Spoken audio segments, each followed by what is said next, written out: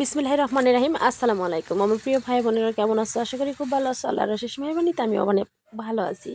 তো চলে আসলাম আরেকটা মিষ্টি ভিডিও নিয়ে। সম্পূর্ণ ভিডিওটা তোমরা দেখো, আশা করছি ভীষণ ভালো লাগবে। আর এই ভিডিওটা করা আজ থেকে 5 দিন আগে, আর ঈদের আগের দিন আমি পোস্ট করব। কেননা আমি এডিট করতে পারি নাই, ভয়েসও দিতে পারি নাই, কোনো কিছুই করতে পারি নাই, সে কারণে ভিডিওটা পোস্ট করা হয়নি। আর ঈদে এত পরিমাণে কাজ করছি, বাড়ি কী বলবো তোমাদের, প্রচণ্ড কাজ, প্রচণ্ড প্রচণ্ড।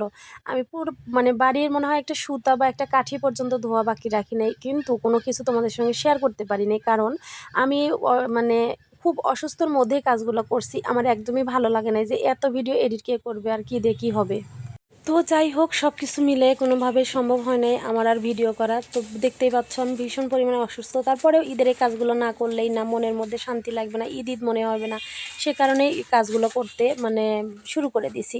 তো যাই হোক, দেখো আমার ছোট মেয়ে বড় মেয়ে দুইজনে কিন্তু আমাকে সাহায্য করতেছে। আর ঘরের প্রত্যেকটা জিনিস বললাম না, সবগুলো ঘরের এই 5-6টা 7টা রুম, সবগুলো ঘরের সব জিনিসপত্র ধুয়ে মুছে পরিষ্কার করা কিন্তু বিশাল কঠিন একটা ব্যাপার। আর এই পর্দাগুলোই তো 3 দিন লাগছে আমার ধুইতে শুকাইতে, মানে এত পরিমাণে। তো যাই হোক, সংসার ছোট হোক বড় হোক তবুও অনেক কাজ থাকে। আর আমার তো অনেক বড় একটা সংসার, অবশ্যই তোমরা দেখে বুঝতে পারতেছো। একা হাতে এত বড় সংসারের মানে হাল ধরে খুবই কষ্ট হয় আমার, খুবই কষ্ট, কি বলবো তোমাদের। তারপরে ঈদের মধ্যে অনেক প্যারা থাকে ঈদ বলে, মানে এর জন্য আমি তোমাদেরকে এর আগের একটা ভিডিওতে বলছি, ঈদ আসে না তো আমার জীবনের যুদ্ধ আসে। ঈদ একদমই ভালো লাগে না, মানে এই কাজগুলো না করলেও ভালো লাগে না, আবার কাজগুলো করেও যেন শরীরে আর পারতেছে না। অল্প বয়সে বুড়ো হয়ে গেলাম, যদিও মেয়ে বড় হয়ে গেছে, বুড়ো হওয়ার বয়স, তারপরেও একদম বুড়ো হওয়ার বয়স হয়নি, কিন্তু বুড়ো হয়ে গেছি।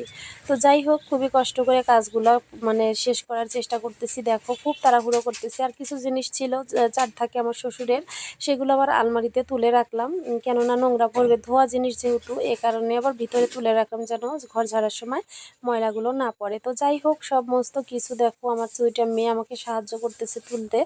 আর এই জিনিসগুলো তুলে তারপরে ঘর ঝাড়া শুরু করে দিলাম। আর ঘরে যে কি পরিমাণে নোংরা হয়েছিল কি বলবো, ওই যে পাতা পড়ার সময়, এই সময়টাতে প্রচুর পাতা পড়ে গাছের। আর বাগানের পাশে বাসা হওয়াটাও একটা কষ্ট হয়ে গেছে। ভালো লাগে, ঠান্ডা বাতাস লাগে যখন, আবার যখন এই ধুলোবালি আসে তখন অন্যরকম একটা কষ্ট লাগে। তো যাই হোক, সমস্ত কিছু একদম পরিষ্কার পরিপাটি করে কিন্তু কাজ করার মানে ঝাড়ার চেষ্টা করতেছি। আর আমি এই কাজ শুরু করছি সেহরি খেয়ে, তারপরে থেকেই শেষ হয়েছে আমার রাত 12টার সময়।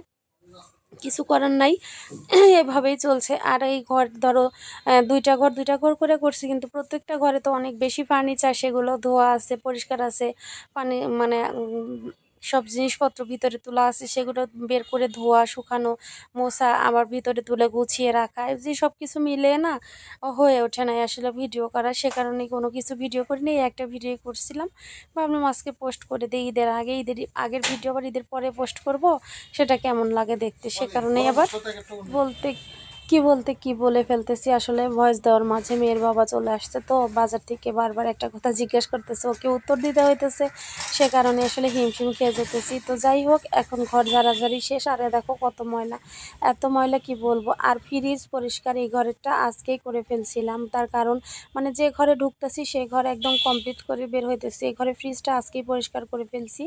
আর বাইরের যে 2টা ফ্রিজ, সে 2টা একটু পরে পরিষ্কার করব, মানে ওই ঘর যেদিন পরিষ্কার করব সেদিন ওই ফ্রিজগুলো 2টা পরিষ্কার করব। মানে 3টা ফ্রিজ হয়ে দেখো ঝামেলা, 3টা ফ্রিজ কিন্তু পরিষ্কার পরিচ্ছন্ন রাখাটাও অনেক কষ্ট, বেশি জিনিস হলেও অনেক বেশি কষ্ট, সেটাই বুঝতে পারলাম। তো যাই হোক না কেন, মানে নিজের কাজ নিজে করার মধ্যে আলাদা একটা শান্তি আছে। সব কিছু মিলে জেলাও সেই কদ্দু, কথাই আছে না, ঠিক সেরকম।